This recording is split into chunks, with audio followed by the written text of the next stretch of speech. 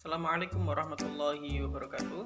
Perkenalkan, nama saya Farhan Rifki, dan pada video kali ini saya akan menjelaskan tentang konsep refleksivitas dalam naratif literasi.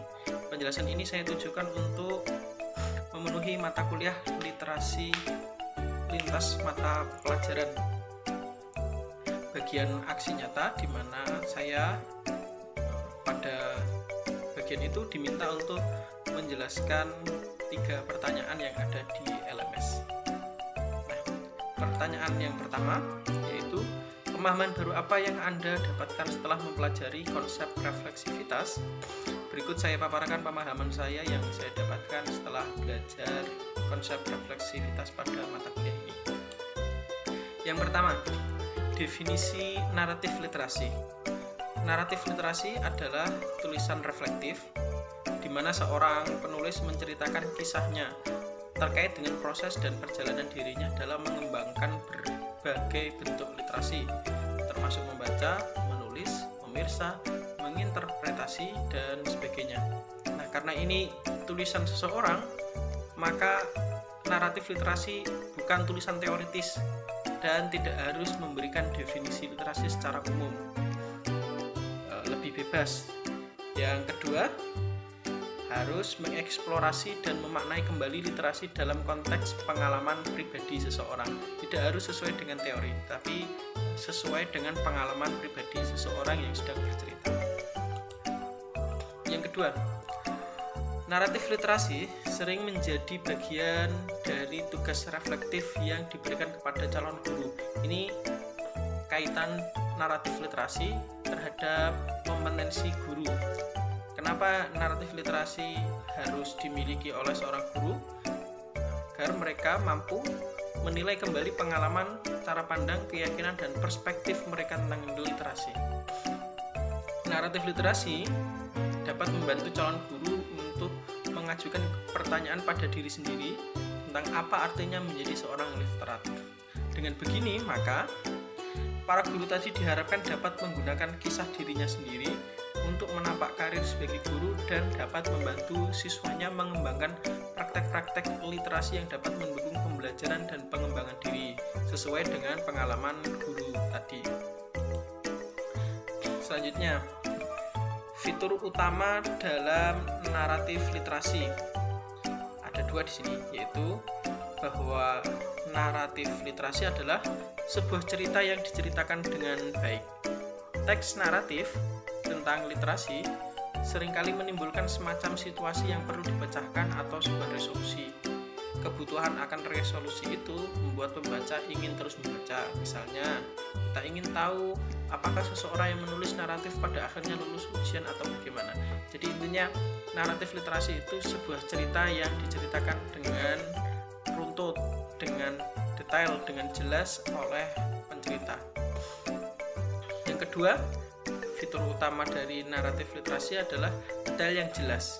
Dengan detail yang jelas, ini mampu menghidupkan naratif bagi pembaca dengan memberi mereka gambaran mental, terus pemandangan, suara, bau, rasa, dan tekstur dunia tempat cerita sedang berlangsung. Maka dengan ini, untuk memberikan detail yang jelas, naratif literasi bisa saja berbentuk dalam multimoda, tidak hanya dalam bentuk tulisan, bisa juga dalam bentuk teks audio visual.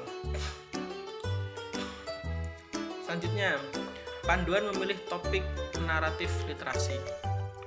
Nah, ada 1, 2, 3, 4, 5, 6, 7, 8 panduan. Naratif literasi bisa digali melalui memori awal penulis tentang membaca, apa yang diingat. Yang kedua, siapa yang mengajari membaca atau menulis. Memori-memori tentang ini bisa dipancing, bisa menjadi pemantik untuk menjadi naratif literasi. Nomor 3, buku atau teks yang penting bagi pencerita. Selanjutnya, peristiwa di sekolah yang menarik dan kaitannya dengan literasi. Tugas menulis atau membaca. Kenang-kenangan yang mewakili momen penting. Asal mula sikap tentang ingin menulis dan membaca. Yang terakhir, belajar menulis pesan instan, belajar menulis di story WA, di Facebook atau di web yang lainnya, itu juga bisa digunakan untuk pemantik untuk membuat naratif literasi. Nah, selanjutnya pertanyaan yang kedua. Setelah membuat naratif literasi, apakah Anda benar-benar yakin bahwa literasi sangat berpengaruh dan bermanfaat dalam kehidupan Anda? Nah, bagi saya, naratif literasi ini membantu saya sendiri untuk mendefinisikan diri sendiri baik sebagai seorang individu maupun sebagai bagian dari komunitas. Terus menilai kembali pengalaman, cara pandang, keyakinan, dan perspektif tentang literasi. Yang ketiga, membantu untuk mengajukan pertanyaan kepada diri sendiri tentang apa artinya menjadi seorang yang literat. Maksudnya seperti ini. Jadi dengan naratif literasi ini saya dapat mengingat kembali, kenapa kok saya pribadinya seperti ini, kenapa, dimulai dari mana pengalaman saya membaca, apa saja yang saya lalui tentang literasi tadi, sehingga membentuk diri saya yang seperti ini. Tujuan akhirnya dengan mengerti perkembangan saya sendiri, mengerti apa saja yang saya lalui dan apa yang saya pelajari, saya mampu membantu siswa berdasarkan pengalaman saya untuk mengembangkan praktek-praktek literasi untuk mendukung pembelajaran. Seperti itu. Misal saya pernah belajar tentang bagaimana mengingat, bagaimana menghitung cepat, bagaimana membuat singkatan rumus, dan lain sebagainya. Pengalaman-pengalaman itu nantinya bisa disalurkan kepada siswa tentang bagaimana mengembangkan dirinya, tentang pengembangan siswa sendiri. Pertanyaan ketiga, sebagai seorang calon guru, hal apa yang ingin Anda lakukan untuk berkontribusi dalam membudayakan literasi di lingkungan Anda? Untuk saya ambil ini lingkungan sekolah ya, sebagai calon guru. Untuk menjawab pertanyaan ini tentang membudayakan literasi, saya menggunakan dengan kerangka ORIM. Jadi ada kesempatan, pengakuan, interaksi, dan teladan dengan aspek yang akan dikembangkan, yaitu lingkungan literasi, buku, karya siswa, dan bahasa lisan. Untuk bagian opportunities atau kesempatan yang dapat saya berikan, yang kontribusi yang bisa saya tawarkan adalah mengatur lingkungan belajar siswa menjadi lingkungan kaya literasi, menyediakan berbagai buku baik fiksi maupun non-fiksi, memberi kesempatan pada peserta didik untuk unjuk karya tulis, dan membuka kesempatan untuk peserta didik menyampaikan pendapatnya. Nah, keempatnya ini tentang tadi lingkungan literasi, buku, karya peserta didik, dan bahasa lisan. Yang kedua, untuk bagian recognition atau pengakuan, berarti yang bisa saya lakukan adalah memberi apresiasi untuk karya peserta didik yang dipajang di lingkungan sekolah, memberi apresiasi untuk buku yang disusun oleh peserta didik, mengakui dan menggunakan berbagai buku yang disediakan di perpustakaan maupun yang dibawa peserta didik sendiri. Yang keempat, mengapresiasi karya tulis peserta didik. Selanjutnya, untuk bahasa lisan, berarti memberi apresiasi terhadap pendapat dan pernyataan peserta didik selama pembelajaran. Ini mampu mendorong untuk peserta didik itu literat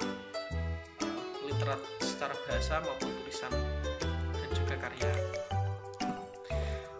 Yang ketiga, untuk bagian interaksi yang bisa saya lakukan untuk mengembangkan lingkungan literasi melalui interaksi adalah membangun interaksi dengan berbagai pihak, yaitu sekolah, guru-guru lain, peserta didik, dan wali siswa, tentang pengembangan lingkungan kaya teks.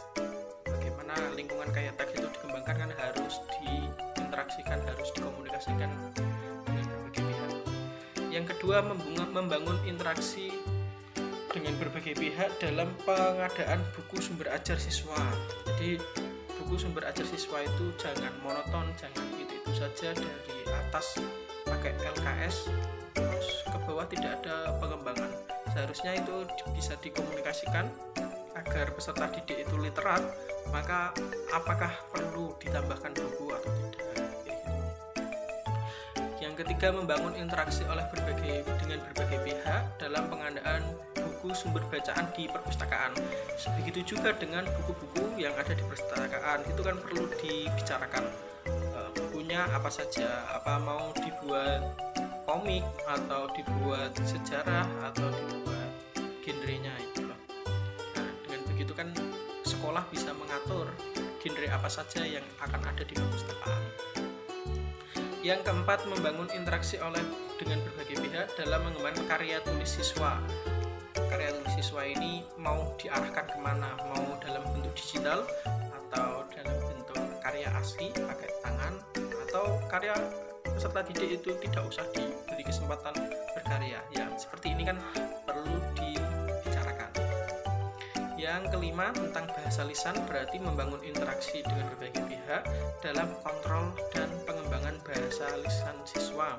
Ini sangat penting, mengingat bahasa lisan peserta didik itu kan banyak terpengaruh oleh media sosial dan lingkungan sekitarnya, sehingga sekolah dan semua yang terlibat dalam sekolah itu perlu berbicara, perlu berinteraksi dalam kaitannya ini, kontrol dan pengembangan bahasa lisan peserta didik.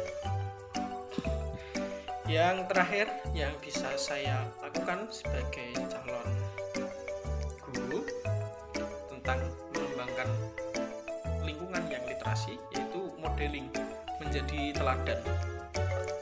Kaitannya dengan lingkungan kaya teks, berarti saya menjadi teladan bagaimana mengembangkan lingkungan karya teks, dikembangkan dan dimanfaatkan.